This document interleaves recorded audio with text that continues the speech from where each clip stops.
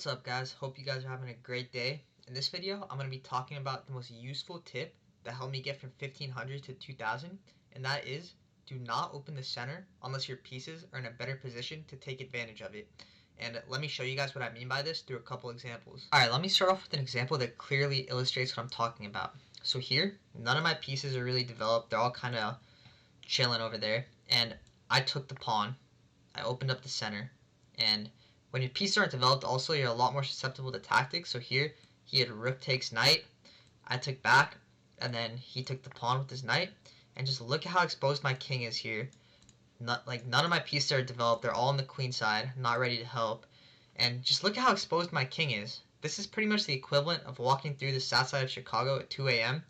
You're not going to survive here. So when you look a couple moves after I opened the position, it's pretty obvious to see that this was not good for me.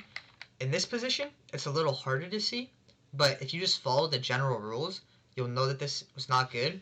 So I'm pretty sure the best move here was to go d4, but honestly, even just developing the pieces, he might still have the rook sack, but anything is better here than opening up the center.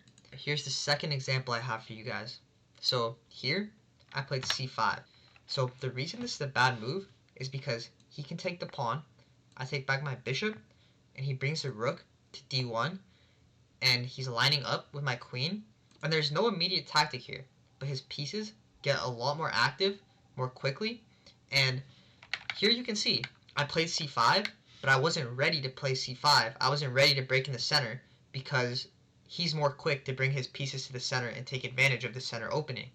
So here, a better move, see, I want to go knight here, but I bring the knight here, he's a tactic, and he's taking the bishop. So a better move here would be, after he goes c4, to bring the queen to e7, and now we're going to bring our knight here, probably bring our rooks, and then we're ready for c5. But you don't want to open the center, first of all, when your pieces aren't that developed, and when his pieces are better developed than yours. That's a telltale sign you don't want to open the center. Here's the last example I have for you guys, and here I'm playing black, so I played f5, and I want you guys to look at this position as black, and tell me which piece you think is the problem here. What's my worst piece?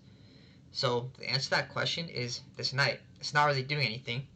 It's not in a good position, and I'm breaking in the center right now when all my pieces are in a good position, right? And even look at this. This is 10 moves later. The knight is still sitting there, not doing anything. So that's why you just don't want to break unless your pieces are in a good position. Like here, it would have been better to, first of all, bring the knight here, maybe push the pawn to f6 first, and then bring the knight to f7 to attack the bishop, and then maybe I'll be ready for f5.